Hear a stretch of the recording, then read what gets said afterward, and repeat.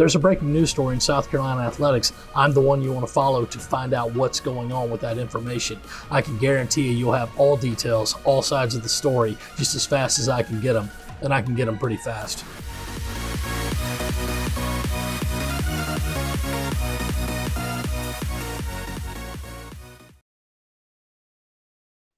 Hi, this is Gene Sapakoff, college sports editor and columnist for the Charleston Post and Courier. Welcome to our weekly Countdown to Kickoff show starring David Cloninger, beat writer on South Carolina athletics for the Post and Courier. And if you'd like to see more of David's incredible insight into on and off the field Gamecock Nation things, go to postandcourier.com/Gamecocks Now. And David, I think we should probably start with the bad news from the Sunshine State and what happened in Florida last week. And I think you know what I'm talking about. An 18-foot python was found in the Everglades, and within that python's stomach was a fully intact 5-foot alligator. David, that is scary stuff. Yeah, Gene, that's why I don't make a habit of going to the Everglades for vacation or anywhere else where a carnivorous 18-foot reptile could possibly get a hold of me. So, bully to the guy who bagged that sucker. And I'm sure it made some tasty eating on either side, whether you like fried snake or fried gator. But either or, we all got out of there. And I will say, that was the easiest drive I've ever had on the Florida trip, either down 95 or coming up it. So very appreciative of all you drivers on 95 who kindly got out of my way after I laid on the horn for about 18 seconds. All right, let's first talk about the troubles that befell the Gamecock offense in Gainesville.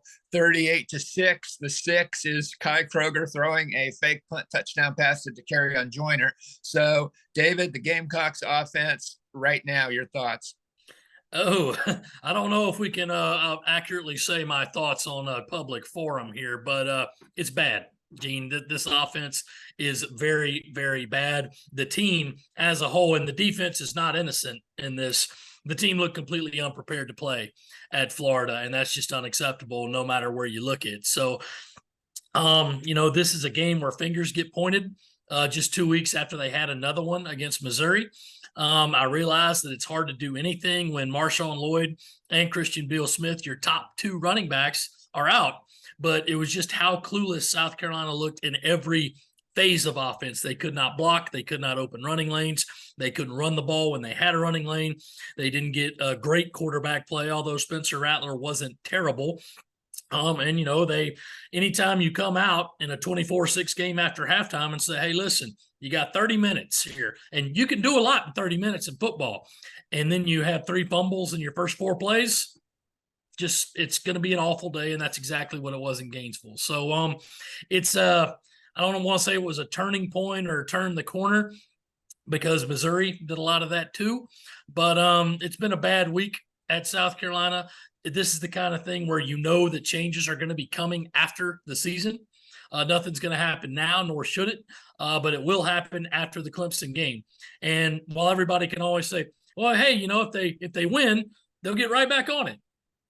These next 2 games, Gene, at very best, they're going to be a severe underdog, starting with the 5th-ranked Tennessee Volunteers on Saturday, where I believe the current spread is 21.5 points. So it's going to be a pretty rotten 2 weeks after an already rotten week against Florida.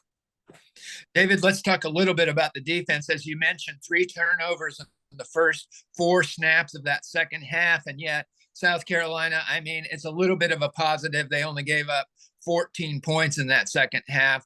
I liked what the guys, Pickens and Birch and some of the guys were saying in the Tuesday media availability in Columbia. But overall, your thoughts on the defense going forward into a really tough test, obviously, against the Vols? Well, that's the thing, Gene. This defense has not been elite all year, but it's been a case of they always play better in the second half.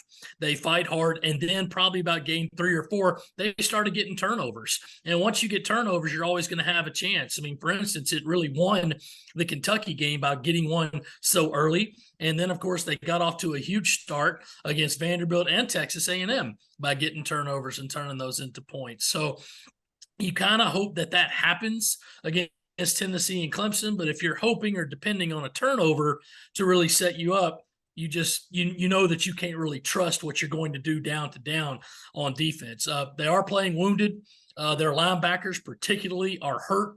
There's not a lot you can do when you've got a third string guy out there who has to start just because of other injuries. But everybody knows right now, because Vanderbilt did it, because Florida did it, all you got to do is run the ball against South Carolina. Now, Tennessee's going to run their offense, but they do run the ball outside of all the pass happiness that they have. So it's not going to be good, because South Carolina can't stay on the field with Tennessee a lot and can't match them with points.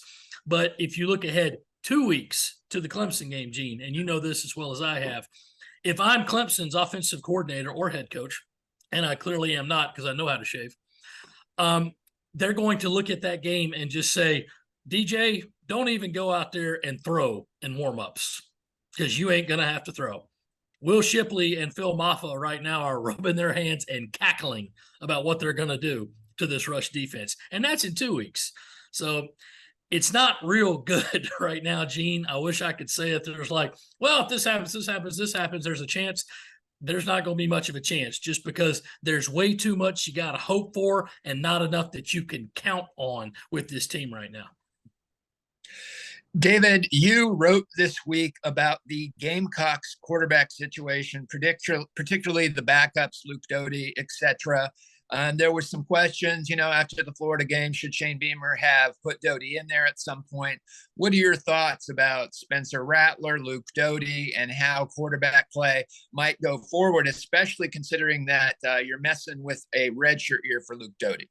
Right, Gene. And whether you do it now, I know a lot of people say, hey, why not? What have you got to lose? Well, in this case, if you put in Luke Doty, you will lose a redshirt year. He's already played in 4 games.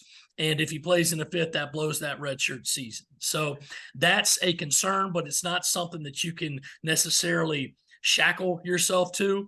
It's a case of like, if Spencer Rattler goes down with a semi-serious injury or major injury, God forbid, Luke's going to be the guy, and he'll want to go in. I can promise you that. But if it's a case of like, hey, Spencer got his helmet knocked off, he's got to come out for a play. Oh, okay. Well, then just go in there and direct snap it to Bell, to Juju, to DeCarrion Joyner, do something like that. So I understand why people were saying, hey, let's try something else. I get that. But right now, I don't think it's a case of a quarterback switch making any difference.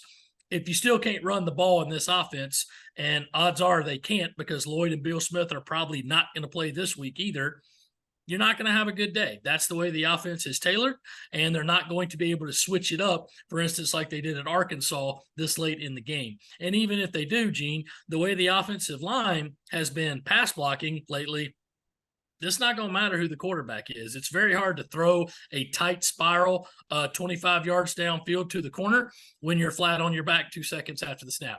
So I don't think that it's a case of why do it now? Because if you do and it works, then everybody's going to say, why didn't you do that sooner? And if you do and it doesn't work, all you got to say is like, look, this is the system. They got hurt, and there's your excuse for it. So I realize people asking, why not try a new QB? Why not try a new running back? At this point, everything is just so broken down there on offense. You could probably put Joe Montana in there and it wouldn't make a difference. All right, well, Joe Montana would make a difference, but any other quarterback, no. David, that was tremendous insight. And folks, if you'd like more of that, check out David's newsletter at postandcourier.com/Gamecocks Now. Hey, DC, let's talk about the quarterback on the other side. And this is kind of fascinating because you got Tennessee sitting there ranked number 5 in a 4-team playoff situation. They've got a quarterback who, is one of the top Heisman contenders. I don't know if he's the top guy anymore, but Hendon Hooker certainly is in there. Considering those two things, could you see a situation, and I think I know your answer to this, where Hendon Hooker is throwing that ball downfield into the end zone with the balls way up in the 4th quarter? I could see it because they didn't do it, or they did do it last week at Missouri. And it's all about just trying to get those numbers up, and also about, for the team's sake, if you get a big enough score. This is just like back in the old days, Gene, when it was still the voters deciding who the national champion was going to be. You got to make it look really good and really impressive. So Tennessee had a loss to Georgia. They're trying to get back in. I think they're going to get back in the playoff no matter what. but it's not going to hurt them per se by trying to pad as many stats, get as many points, and make everything look as impressive as possible while they're out there playing. I mean, it's Hendon Hooker's having a great season. He's able to throw that ball all over the field. He's got great receivers, including Irmo's own Jalen Hyatt. But they're going to do whatever they have to do to first win the game and then say, all right, what do you think is going to happen? Again, I think that they're going to get into the playoff regardless, because Ohio State, Michigan, one of them's going to lose. One of them's going to be there. So if Tennessee wins out, you take them as a leap above because they'll be a one-loss team. No, they're not a conference champion, didn't play for their conference championship, but they will get into that argument. So they've got to do everything they can to do to say, not only did we win the game, we looked awful impressive doing it, because look at the margin of victory. Okay, David, let's talk about the bowl situation for the Gamecocks. They are bowl eligible. This is pretty interesting. You see them projected in some wildly different places: Birmingham, Las Vegas, the Texas Bowl. First of all, that's huge for you, because that could mean you're either at the Dewdrop Inn in Pelham, Alabama, or at the Bellagio for the Media Hotel. But more importantly, the way the SEC might break down is that they have so many teams in the playoff and in the New Year's Six, and then they have some other teams that do not qualify for the bowl, that they're not going to fill all their bowl slots. Let me ask you this. Would this give South Carolina any sort of choice or option there to say, we want to go here or here or here? That's part one of the question. And part two, where do you think they should go if they got that kind of a choice? Well, Gene, as you know, they're always going to put in their preference when it comes to bowl selection. Talking to each of the representatives and to the SEC office, hey, we'd like to go here if at all possible, things like that. They don't have to follow that, but in a case where they don't have enough teams to fill all their bowl slots, I think they would work with the schools and also keep an eye on what's going to be the best matchup. Who are the other teams coming into those bowl games? So we won't know who the other matchups are, but looking ahead, let's just say it, South Carolina is highly unlikely to win either of their next two games. So you're looking at a 6-6 regular season. That pretty much knocks out the Gator Bowl. It happens. What that does, though, Gene, is it opens up a couple of possibilities. Music City Bowl, Liberty Bowl, Birmingham Bowl, don't want to go there. But it does make the Las Vegas Bowl a better, more attractive option. So I'm sure if it came to that case, the Gamecocks would say, send us to Vegas, because nothing's going to erase the hurt, I guess, or the anger of the fan base over this last stretch of the season.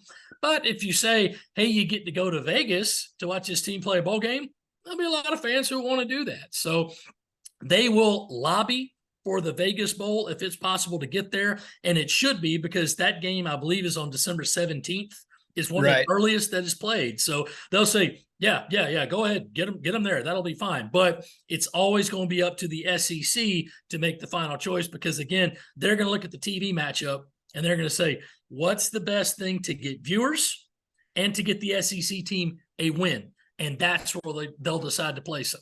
I mean, they kind of controlled their own destiny a few weeks ago, Gene, when they were 5-2. When you're going to end up 6-6, you got to take what you can get.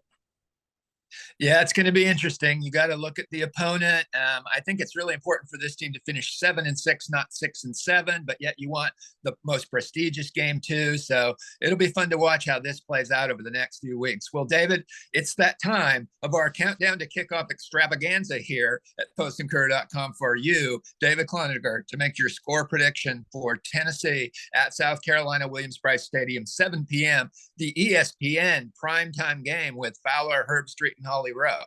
David, your thoughts? Well, Gamecock fans, unfortunately, you're going to have to resemble Tennessee fans this week. They're wearing some all orange helmets, and I believe they're orange jerseys. You know those little earplugs that you have? Those are bright orange too. You need to bring them, because you're going to be hearing Rocky Top an awful lot. And I can't emphasize the awful much. South Carolina 21, Tennessee 56. It's going to be a long night in Williams-Brice. Ouch. For David Cloninger, I'm Gene Sapakoff of the Charleston Post and Courier. Thank you for joining us on Countdown to Kickoff, and we will see you next week when we will talk about the rivalry game.